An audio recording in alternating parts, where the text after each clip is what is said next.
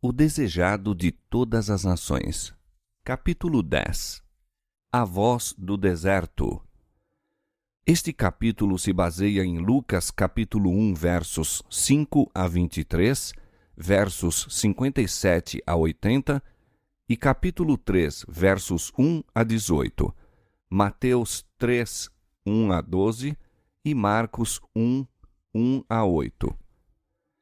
Dentre os fiéis de Israel, que desde longo tempo esperavam a vinda do Messias, surgiu o precursor de Cristo. O idoso sacerdote Zacarias e sua esposa Isabel eram ambos justos perante Deus. Em sua vida tranquila e santa, brilhava a luz da fé como uma estrela entre as trevas daqueles dias maus. A esse piedoso par foi dada a promessa de um filho, o qual havia de ir ante a face do Senhor e preparar os seus caminhos. Zacarias habitava nas montanhas da Judéia, mas fora a Jerusalém para ministrar uma semana no templo, serviço requerido 2 vezes por ano dos sacerdotes de todas as turmas. E aconteceu que, exercendo ele o sacerdócio diante de Deus, na ordem de sua turma, segundo o costume sacerdotal, coube-lhe em sorte entrar no templo do Senhor para oferecer incenso. Achava-se ele no altar de ouro, no lugar santo do santuário. A nuvem de incenso ascendia perante Deus com as orações de Israel. Súbito, sentiu-se consciente da presença divina. Um anjo do Senhor achava-se em pé, à direita do altar do incenso. A posição do anjo era uma indicação de favor, mas Zacarias não reparou nisso. Por muitos anos orara pela vinda do Redentor. Agora o céu enviara seu mensageiro para anunciar que essas orações estavam prestes a ser atendidas. A misericórdia de Deus, porém, parecia-lhe demasiadamente grande para ele acreditar. Encheu-se de temor e condenação própria. Foi, no entanto, saudado com a alegre promessa: Zacarias, não temas, porque a tua oração foi ouvida, e Isabel, tua mulher, dará à luz um filho, e lhe porás o nome de João, e terás prazer e alegria, e muitos se alegrarão no seu nascimento. Porque será grande diante do Senhor, e não beberá vinho e nem bebida forte, e será cheio do Espírito Santo, e converterá muitos dos filhos de Israel ao Senhor seu Deus, e irá adiante dele no espírito de Elias, para converter os corações dos pais aos filhos e os rebeldes à prudência dos justos, com o fim de preparar ao Senhor um povo bem disposto. Disse então Zacarias ao anjo: Como saberei isto? Pois já sou velho e minha mulher avançada em idade. Zacarias bem sabia como fora dado a Abraão um filho em sua velhice, porque ele crera fiel àquele que prometera. Por um momento, porém, o velho sacerdote volvera os pensamentos para a fraqueza da humanidade. Esqueceu-se de que Deus é capaz de cumprir aquilo que promete. Que contraste entre essa incredulidade e a fé simples e infantil de Maria, a donzela de Nazaré, cuja resposta ao maravilhoso anúncio do anjo foi: Eis aqui a serva do Senhor, cumpra-se em mim segundo a tua palavra. Lucas capítulo 1, verso 38. O nascimento de um filho a Zacarias, como o filho de Abraão e do de Maria, visava ensinar uma grande verdade espiritual, verdade que somos tardios em aprender e prontos a olvidar. Somos, por nós mesmos, incapazes de fazer qualquer bem, mas o que não somos capazes de fazer, o poder de Deus há de operar em toda alma submissa e crente. Por meio da fé foi dado o Filho da promessa. Mediante a fé é gerada a vida espiritual, e nós somos habilitados a realizar as obras da justiça. À pergunta de Zacarias, disse o anjo: Eu sou Gabriel, que assisto diante de Deus, e fui enviado a falar-te e dar-te estas alegres novas. 500 anos antes, Gabriel dera a conhecer a Daniel o período profético que se devia estender até a vinda de Cristo. O conhecimento de que o fim desse período estava próximo movera a Zacarias a orar pelo advento do Redentor.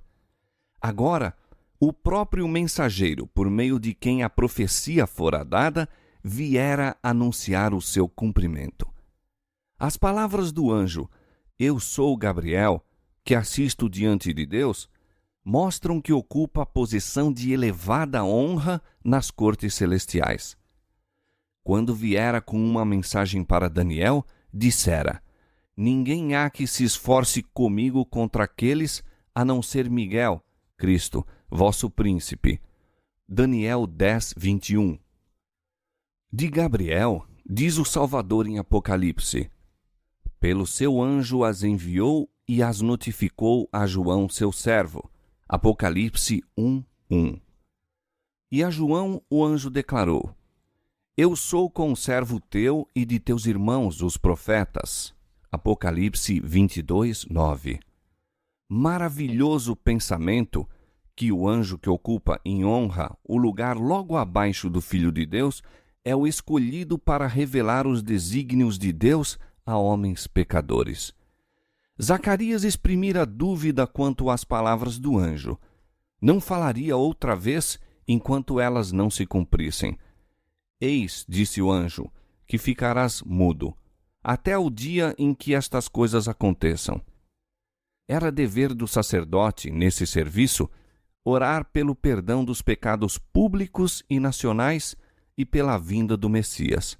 Quando, porém, Zacarias tentou fazer isso, não podia emitir uma palavra.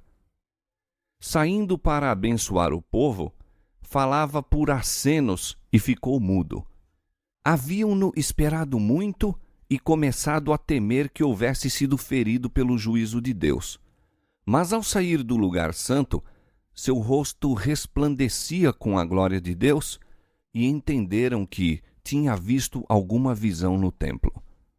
Zacarias comunicou-lhes o que vira e ouvira, e, terminados os dias de seu ministério, voltou para sua casa.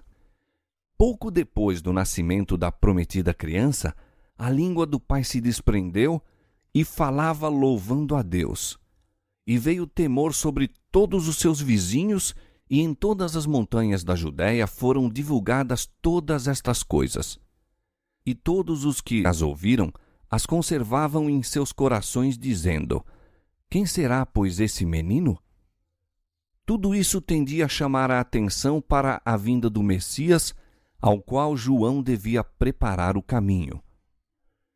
O Espírito Santo repousou sobre Zacarias e ele profetizou por estas belas palavras a missão de seu filho.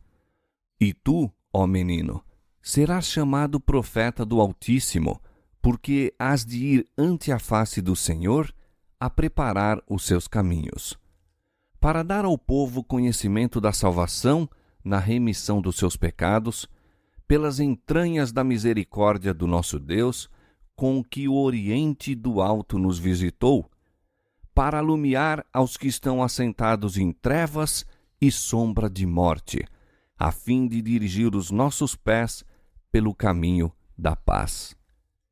E o menino crescia e se robustecia em espírito, e esteve nos desertos até o dia em que havia de mostrar-se a Israel. Antes do nascimento de João, o anjo dissera: Será grande diante do Senhor, e não beberá vinho, nem bebida forte, e será cheio do Espírito Santo.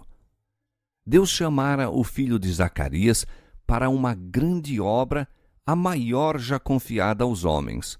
A fim de cumprir essa obra, precisava de que o Senhor com ele cooperasse, e o Espírito de Deus seria com ele, caso desse ouvidos às instruções do anjo. João devia ir como mensageiro de Jeová para levar aos homens a luz de Deus. Devia imprimir-lhes nova direção aos pensamentos. Devia impressioná-los com a santidade dos reclamos divinos e sua necessidade da perfeita justiça de Deus. Esse mensageiro tem que ser santo. Precisa ser um templo para a presença do Espírito de Deus. A fim de cumprir sua missão, deve ter sã constituição física, bem como resistência mental e espiritual. Era, portanto, necessário que regesse os apetites e paixões. Deveria ser de tal forma capaz de dominar suas faculdades que pudesse estar entre os homens tão inabalável ante as circunstâncias ambientes como as rochas e montanhas do deserto. Ao tempo de João Batista, a cobiça das riquezas e o amor do luxo e da ostentação se haviam alastrado. Os prazeres sensuais, banquetes e bebidas estavam causando moléstias e degeneração física, amortecendo as percepções espirituais e insensibilizando ao pecado. João devia assumir a posição de reformador. Por sua vida abstinente e simplicidade de vestuário, devia constituir uma repreensão para sua época. Daí, as instruções dadas aos pais de João, uma lição de temperança dada por um anjo do trono do céu. Na infância e mocidade, o caráter é extremamente impressionável. Deve ser adquirido então o domínio próprio. Exercem-se no círculo de família, ao redor da mesa, influências cujos resultados são duradouros como a eternidade. Acima de quaisquer dotes naturais, os hábitos estabelecidos nos primeiros anos decidem se a pessoa será vitoriosa ou vencida na batalha da vida.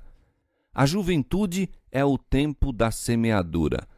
Determina o caráter da colheita para esta vida e para a outra. Como profeta, João devia converter os corações dos pais aos filhos e os rebeldes à prudência dos justos, com o fim de preparar ao Senhor um povo bem disposto. Preparando o caminho para o primeiro advento de Cristo, era representante dos que têm que preparar um povo para a segunda vinda de nosso Senhor. O mundo está entregue à condescendência com as próprias inclinações. Abundam erros e fábulas. Multiplicam-se os ardis de Satanás para destruir as almas.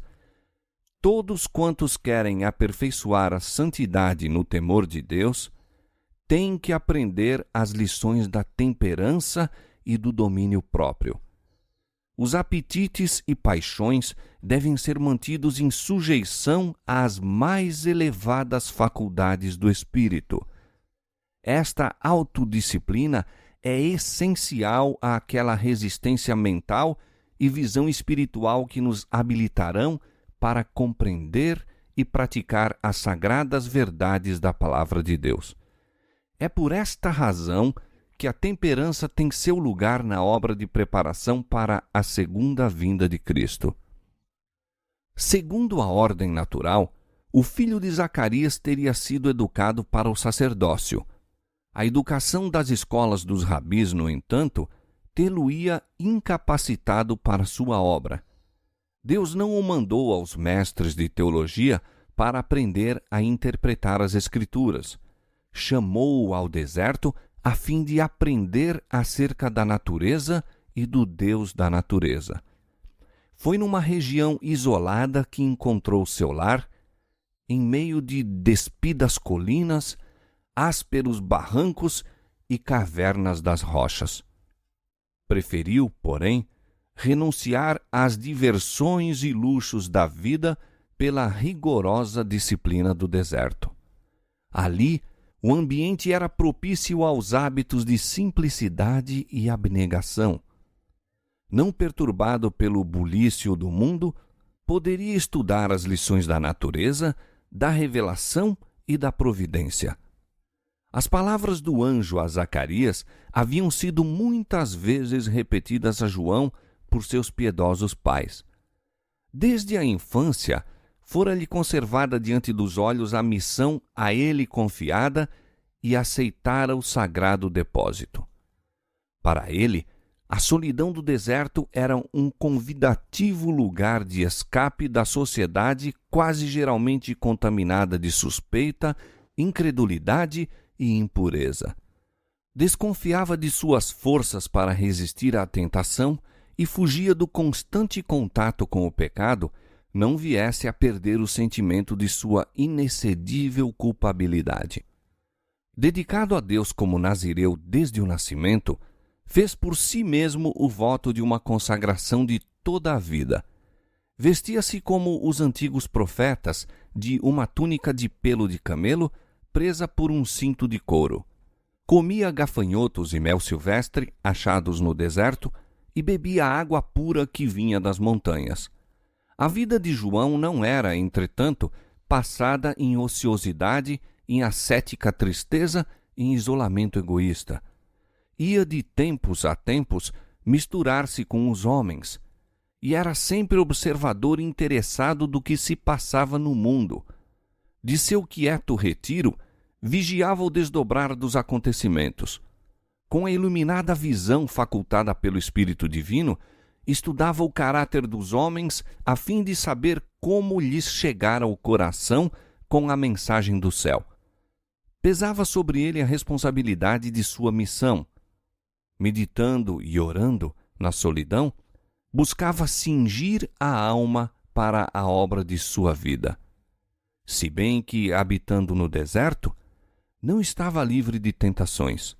Cerrava, quanto possível, toda a entrada a Satanás. Não obstante, assaltava-o ainda o tentador. Sua percepção espiritual, porém, era clara. Desenvolvera resistência de caráter e decisão, e, mediante o auxílio do Espírito Santo, era habilitado a pressentir a aproximação de Satanás e resistir-lhe ao poder. João encontrou no deserto escola e santuário. Qual Moisés, entre as montanhas de Midian, era circundado da presença de Deus e das demonstrações de seu poder. Não teve, como o grande líder de Israel, a sorte de habitar entre a solene majestade da solidão das montanhas. Achava-se, porém, diante dele as alturas de Moabe, além do Jordão, a falar-lhe daquele que firmara os montes, cingindo-os de fortaleza. O triste e terrível aspecto da natureza do deserto em que morava pintava vivamente o estado de Israel. A frutífera vinha do Senhor tornara-se em desolada ruína. Sobre o deserto, no entanto, curvava-se o céu luminoso e belo. As nuvens que se acastelavam com o negror da tempestade eram aureoladas pelo arco-íris da promessa. Assim, por sobre a degradação de Israel, brilhava a prometida glória do reino do Messias. As nuvens da ira eram emparelhadas pelo arco-íris do seu misericordioso concerto. Sozinho, no silêncio da noite, lia a promessa feita por Deus a Abraão de uma semente tão inumerável como as estrelas.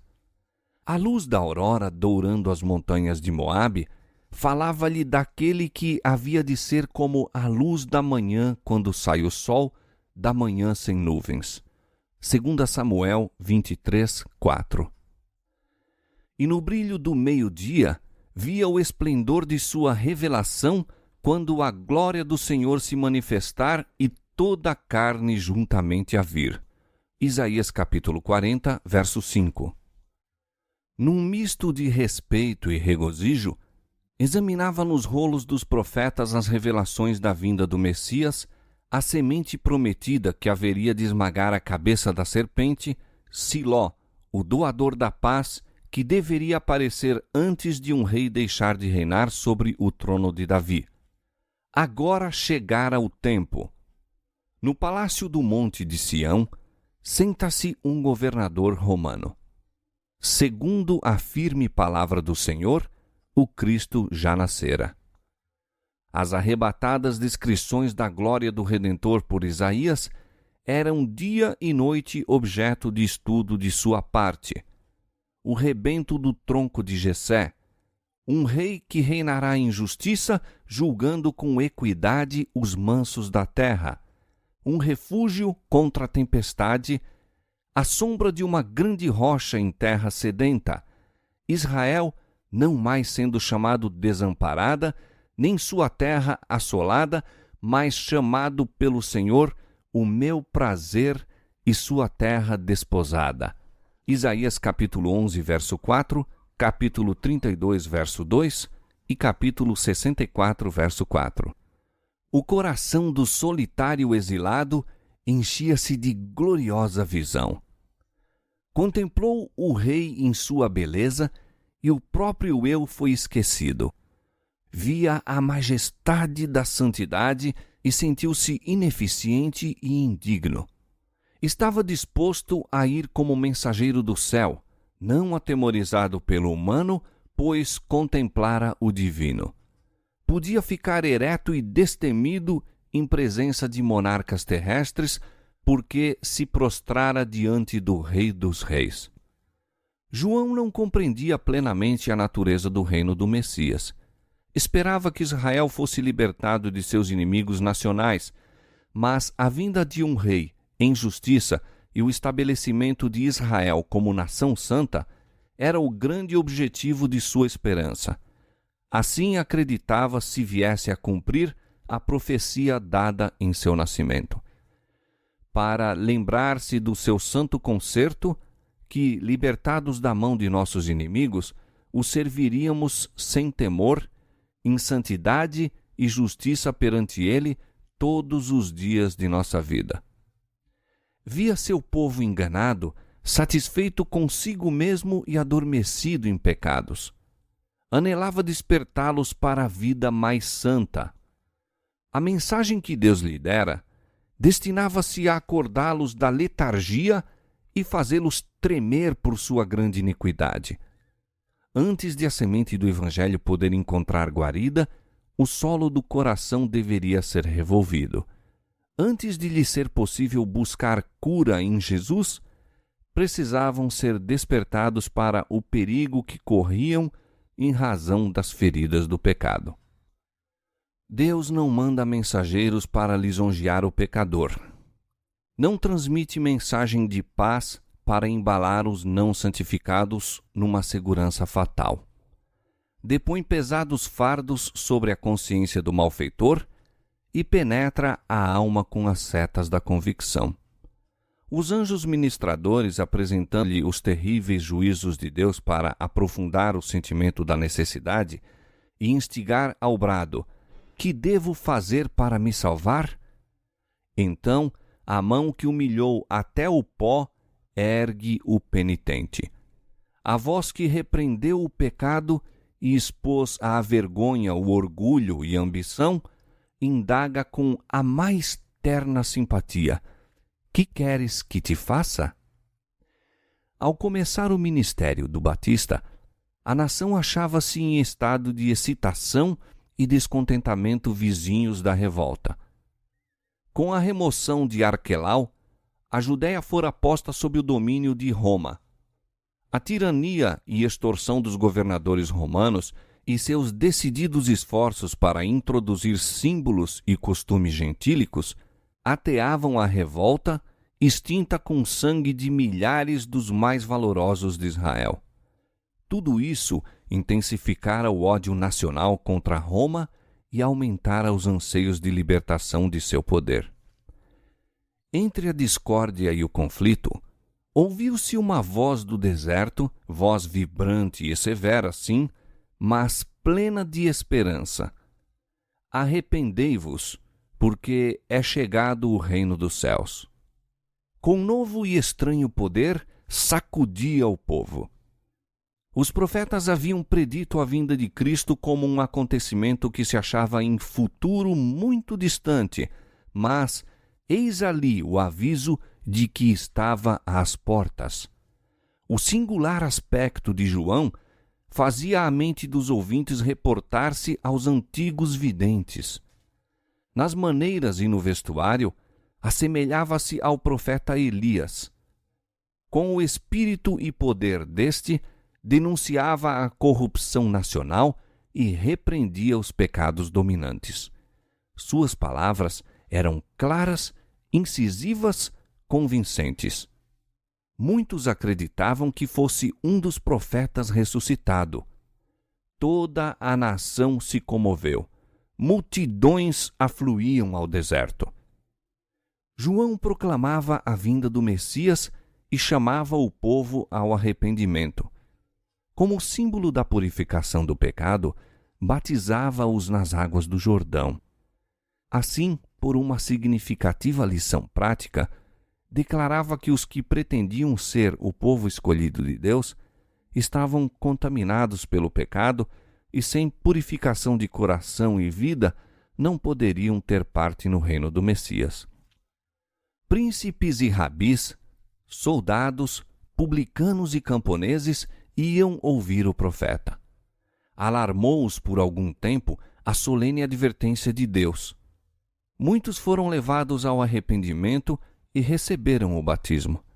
Pessoas de todas as categorias submeteram-se às exigências do Batista a fim de participar do reino que anunciava. Muitos dos escribas e fariseus foram ter com ele, confessando os pecados e pedindo o batismo. Haviam se exaltado como sendo melhores que os outros homens, levando o povo a ter alta opinião acerca de sua piedade. Agora, os criminosos segredos de sua vida eram revelados. Mas João foi impressionado pelo Espírito Santo quanto a não terem, muitos desses homens, real convicção do pecado. Eram oportunistas, esperavam, como amigos do profeta, obter favor diante do príncipe que haveria de vir.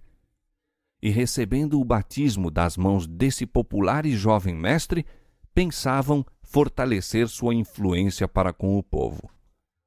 João os enfrentou com fulminante pergunta: raça de víboras, quem vos ensinou a fugir da ira futura?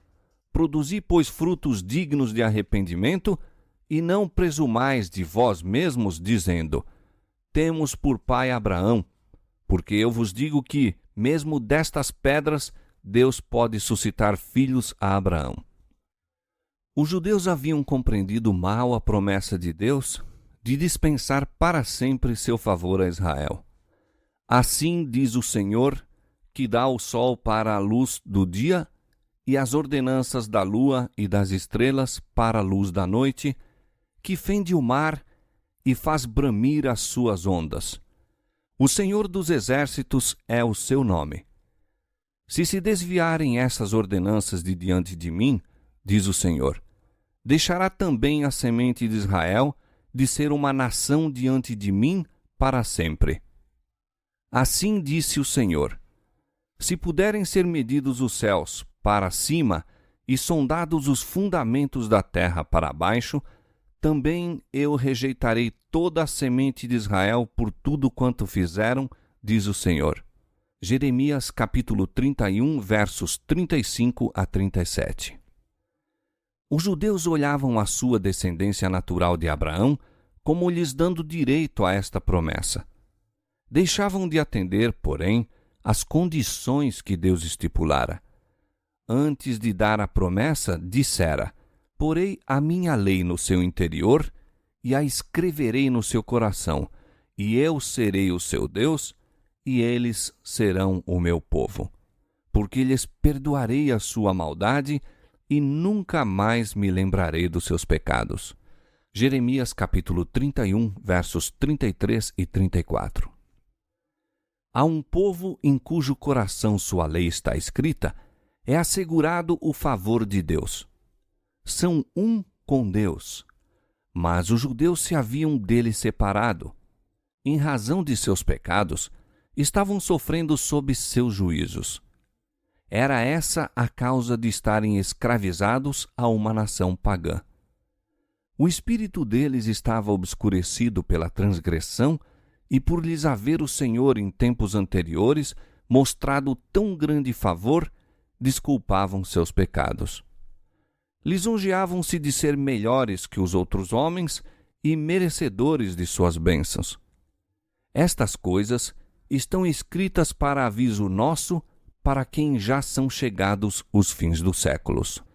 1 Coríntios capítulo 10, verso 11. Quantas vezes interpretamos mal as bênçãos de Deus e nos lisonjeamos de ser favorecidos em virtude de alguma bondade que haja em nós? Deus não pode fazer por nós aquilo que almeja. Seus dons, empregamo-los para nos aumentar a satisfação pessoal e nos endurecer o coração em incredulidade e pecado. João declarava aos mestres de Israel que seu orgulho, egoísmo e crueldade demonstravam serem eles uma raça de víboras, uma terrível maldição para o povo, em vez de filhos do justo e obediente Abraão. Em vista da luz que haviam recebido de Deus, eram ainda piores que os gentios, a quem se sentiam tão superiores. Havia-se esquecido da rocha de onde foram cortados e da caverna do poço de onde foram cavados. Deus não dependia deles para cumprimento de seu desígnio. Como chamara a Abraão dentre um povo gentil, assim poderia chamar outros a seu serviço. O coração destes poderia parecer agora tão morto como as pedras do deserto, mas o Espírito de Deus o poderia vivificar para fazer sua vontade e receber o cumprimento da promessa. E também, disse o profeta, já está posto o machado à raiz das árvores. Toda árvore, pois, que não dá bom fruto, corta-se e lança-se no fogo. Não por seu nome, mas por seus frutos, é determinado o valor de uma árvore. Se o fruto é sem valor, o nome não pode salvar a árvore da destruição. João declarou aos judeus que sua aceitação diante de Deus era decidida por seu caráter e vida. A profissão de nada valia. Se sua vida e caráter não estivessem em harmonia com a lei de Deus, não eram seu povo. Sob a influência das penetrantes palavras de João, os ouvintes sentiam-se convictos. Chegavam-se a ele com a interrogação: que faremos, pois? Ele respondia: quem tiver 2 túnicas, reparta com o que não tem, e quem tiver alimentos, faça da mesma maneira. E advertia os publicanos contra a injustiça e os soldados contra a violência. Todos quantos se houvessem de tornar súditos do reino de Cristo tinham que dar demonstrações de fé e arrependimento. Bondade, honestidade e fidelidade se manifestariam na vida dessas pessoas. Ajudariam os necessitados e levariam a Deus suas ofertas. Defenderiam os desamparados, dando exemplo de virtude e compaixão. Assim, os seguidores de Cristo darão provas do poder transformador do Espírito Santo. Revelar-se-ão na vida diária justiça, misericórdia e amor a Deus. Do contrário, são como palha que se lança ao fogo. Eu, em verdade, vos batizo com água para o arrependimento, disse João. Mas aquele que vem após mim é mais poderoso do que eu, cujas alparcas não sou digno de levar. Ele vos batizará com o Espírito Santo e com fogo. O profeta Isaías declarara que o Senhor purificaria o seu povo de suas iniquidades com o espírito de justiça e com o espírito de ardor. As palavras do Senhor a Israel eram: e porei contra ti a minha mão, e purificarei inteiramente as tuas escórias, e tirar-te-ei toda a impureza. Isaías capítulo 4, verso 4 e capítulo 1, verso 25. Para o pecado, onde quer que se encontre, nosso Deus é um fogo consumidor. Hebreus capítulo 12, verso 29. O Espírito de Deus consumirá pecado em todos quantos se submeterem a seu poder. Se os homens, porém, se apegarem ao pecado, ficarão com ele identificados. Então, a glória de Deus que destrói o pecado tem que destruí-los. Depois de sua noite de luta com o anjo, Jacó exclamou: Tenho visto a Deus face a face, e a minha vida foi salva. Gênesis capítulo 32, verso 30. Jacó fora culpado de um grande pecado em sua conduta para com Esaú, mas arrependera-se. Sua transgressão fora perdoada e seu pecado purificado. Podia, portanto, suportar a revelação da presença de Deus. Mas sempre que os homens chegaram à presença dele, enquanto voluntariamente nutrindo o mal, foram destruídos. Por ocasião do segundo advento de Cristo, os ímpios hão de ser consumidos pelo assopro da sua boca e aniquilados pelo resplendor da sua vinda. 2 Tessalonicenses 2:8. A luz da glória de Deus que comunica a vida aos justos matará os ímpios. No tempo de João Batista, Cristo estava prestes a se manifestar como o revelador do caráter de Deus. Sua própria presença tornaria aos homens manifesto o seu pecado. Somente em virtude da boa vontade da parte deles para serem purificados do pecado, podiam entrar em comunhão com Jesus. Só os puros de coração podiam permanecer em sua presença. Assim declarava o Batista a mensagem de Deus a Israel. Muitos deram ouvidos às suas instruções.